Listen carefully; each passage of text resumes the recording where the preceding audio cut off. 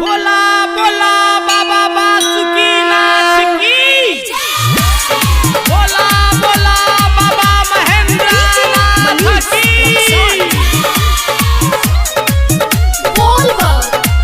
Bhavani recording studio Panchdevi बाजार। जाए जाए पहले रहू माना रही कइले, भीड़ देखी काहे बाड़ू मुँह लटकइले मुँह लटकइले। जाए जाए पहले रहू माना रही कइले, भीड़ देखी काहे बाड़ू मुँह लटकइले।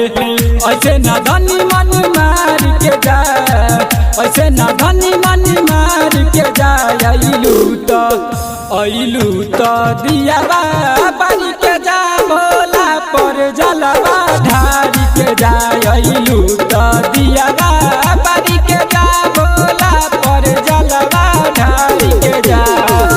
पर जलवा ढारी के जा, ढारी के जा। बोला बोला बाबा बैद्यनाथ की।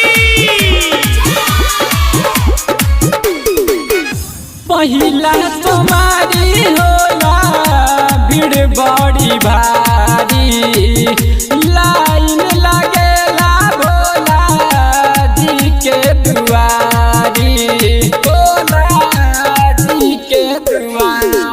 पहिला तुम्हारी होला भीड़ बड़ी भारी, लाइन लगेला भोला जी के दुआरी, पहिला तुम्हारी जल सभे ढारी, ले पौआ पखारी के जाय। अइलू तो दिया बारी के जा, बोला पर जलवा ढारी के जाय। अइलू तो दिया बारी के जा, बोला पर जलवा ढारी के जाय। अइलू तो दिया बारी के जा, अइलू तो दिया बारी के जा।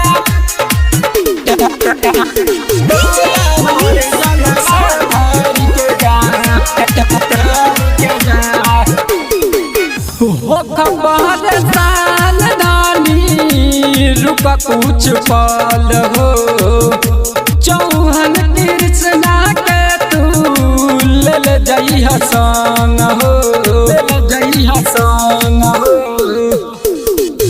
हो खबर साल धानी रुक कुछ पल हो, चौहन कृष्णा के तू ले जइहा संग हो, ले जइहा संग हो।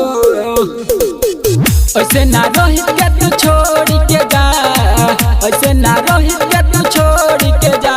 अइलू तो दिया बारी के जा, भोला पर जलवा ढारी के जा। अइलू